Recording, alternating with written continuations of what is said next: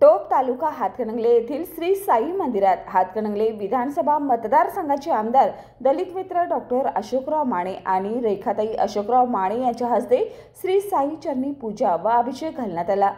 धार्मिक वातावरणात पार पडलेल्या या विधीनंतर सायंकाळी आमदार डॉक्टर माने यांच्या वतीने महाप्रसाद वाटप करण्यात आले। यावेळी अप्पासाहेब गायकवाड, मानसिंग गायकवाड, चंद्रकांत कदम, शिवाजी पाटील, श्रीधर पाटील यांच्यासह साई भक्त मोठ्या संख्येने उपस्थित होते। कार्यक्रमाच्या माध्यमातून भक्तिमय वातावरण निर्माण झालं होतं।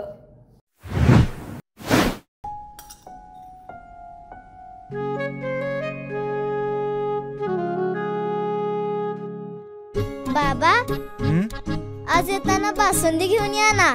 अगं, कालच आपण आईचा वाढदिवस होता म्हणून आणली होती ना।